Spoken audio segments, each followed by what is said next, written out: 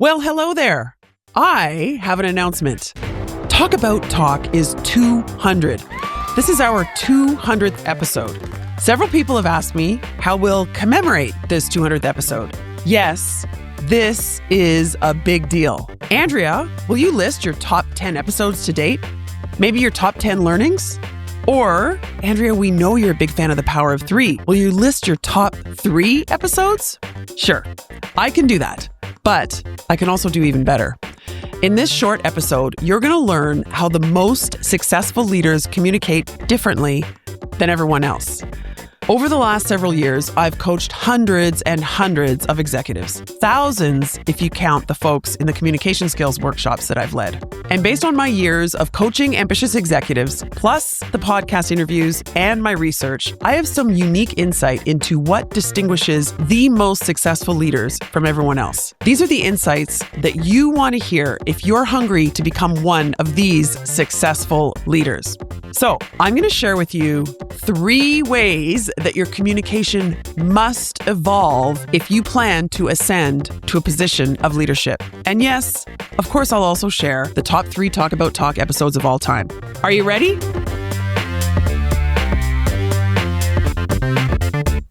If you're a regular Talk About Talk listener, welcome back and thank you for listening. If you're a new listener, welcome. My name is Dr. Andrea Wojnicki. Please just call me Andrea. I'm an executive communication coach at Talk About Talk. And if you're ambitious and keen to improve your communication skills to help you achieve your career goals, well, you are in the right place. And whether you're a longtime listener or a first-time listener, I encourage you to check out the talkabouttalk.com website, where you can learn more about what we do here at Talk About Talk, including corporate workshops, private coaching, online courses, and a free weekly communication skills newsletter. You can learn more on the website. Okay, as I said, people have been asking me for a while now, for several months, how we will commemorate this 200th episode. Yes, it is an important milestone, and to be honest, I have to say, I am very proud. And I have this idea that's been brewing in the back of my mind for a while. It's this idea of focusing on how successful leaders communicate differently than everyone else. This is a topic that I don't really hear a lot about. I don't hear other people talking about it, but it's critical, really, if you're a middle or a senior manager, actually, whatever level you're at. If you're ambitious and you want to become a leader with strong communication skills, what would you be doing differently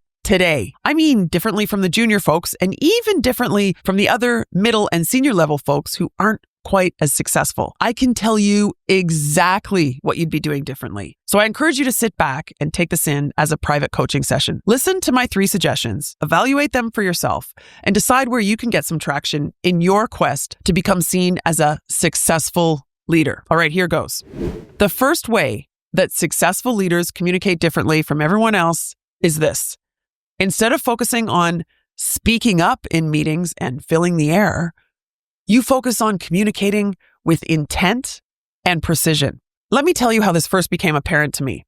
I noticed that many of the more junior folks in my corporate workshops would share their struggles to speak up in meetings. And let me tell you something, I can relate. I remember when I was in my 20s, a recent business school graduate, sitting around the boardroom table with my boss and her boss and his boss, and I was so focused on speaking up and saying the right thing. I remember making a rule for myself that I had to speak up at least once in every meeting. I also volunteered to give formal presentations whenever the opportunity arose. It was all about speaking up and getting airtime. Have you ever noticed, though, that successful leaders never struggle with this idea of speaking up? In fact, in my experience in coaching, it seems like it's quite the opposite. Successful leaders are focused on intent and precision in their communication. By intent, I mean that successful leaders don't just speak to fill the air.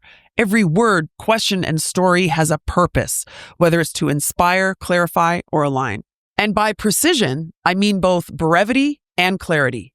I almost never hear more junior folks or less successful folks asking me about communicating with precision. But almost all the senior and successful folks highlight this as a key area where they want to focus. Communicating with precision is a skill that they know they must attain. Now, before I get to the next point, I just want to make something perfectly clear here. If you're a junior person and you're still earning your stripes, you're still demonstrating the technical expertise, and you haven't yet established your leadership brand, then by all means, speak up. But if you're in a formal leadership position in an organization, then I encourage you to shift your focus to communicating with intent and precision. So that's the first thing. Successful leaders are less focused on speaking up and more focused on communicating with intent and precision. The second way that successful leaders communicate differently than everyone else is their next level listening. More junior people, and maybe also the less successful senior folks, they might listen intently to their boss, but it's only to know what their boss is looking for. They might also listen passively in meetings, politely waiting for their turn to talk. Meanwhile, successful leaders listen to understand, not to respond. They listen deeply for insights. They reflect back on what they hear, and they ask clarifying questions. The successful leaders I coach fully understand that they do not know it all. They understand that they have to listen deeply to their team members so that they can be well informed and informed enough to make important decisions. So that's the second thing. Let's call it next level listening. The third and last way that successful leaders communicate differently from everyone else is their ability to project confidence and credibility without arrogance. I've noticed a real pattern here when it comes to seniority and confidence. The more junior, early career folks are typically focused on boosting their confidence. They talk about suffering from imposter syndrome, which, by the way, is not a bad thing. This relates to the confidence of speaking up, doesn't it? Which I just mentioned. Early in our careers, we're more likely to feel anxious and nervous. And we know that building confidence is key. I rarely hear this from more senior folks, and particularly from these successful leaders. It's like over the course of our careers, we evolve from anxious and nervous to more confident. And sure, some people tip the scales and they become arrogant. These arrogant folks are the close-minded ones who think they know everything. But in my experience, this is rare. I can count the arrogant folks that I've coached on one hand. Interestingly, these 3 or 4 people all knew they were perceived as arrogant, but they deny it. Andrea, my boss said that I can come across as arrogant, but really, I'm not arrogant. Okay. So here's the thing to test if you're arrogant. If you worry that you might come across as arrogant, then in all likelihood, you're not. It's those folks who don't worry about arrogance who are arrogant. And if you've been told that you come across as arrogant, then, like I said, you probably are. One thing I know for sure, confidence is key to credible leadership. We are inspired to follow the confident, credible folks. I like to think of it as a continuum. On one end, we have paralyzing anxiety, the nervous folks. That is not good. On the other extreme, we have the arrogant folks. Also not good.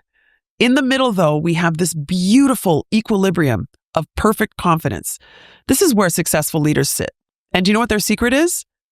What is it that keeps them at this perfect equilibrium? Not nervous and anxious and not arrogant. It's their growth mindset. Their focus on learning. If you're focused on growing and learning, your anxiety will dissipate. And if you're growing and you're open-minded, you're definitely not arrogant. So if you struggle with confidence, no matter what level or stage you are in your career, I encourage you to shift your mindset to focus on growing and learning. This means seeking feedback, truly listening, seeking growth and improvement. Ultimately, this can be what propels you to successful leader status. And that's the third and last way that successful leaders communicate differently from everyone else.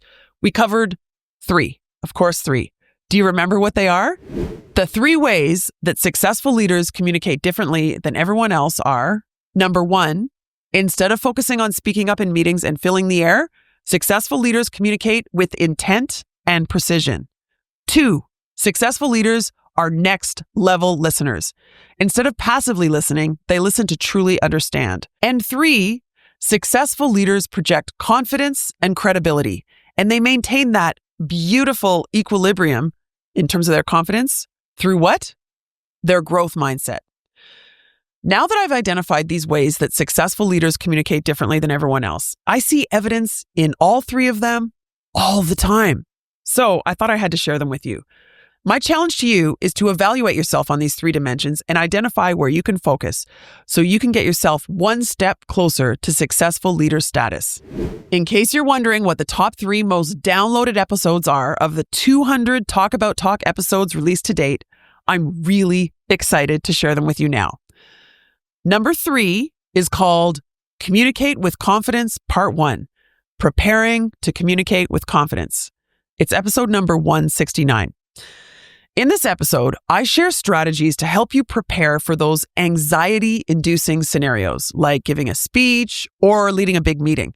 I also share some of my own disasters on stage, and I think that might be one reason why that episode is so popular. The second most downloaded episode of all time is episode 154, called 5 Quick Fixes to Improve Your Communication. Yes, it's 5, not just 3. And yes, there's a quick payout for listening to this one. I cover 5 things you can do that will make a big difference in your communication. And the number 1 most downloaded Talk About Talk episode of all time is an early episode that quickly became and remains the most downloaded episode.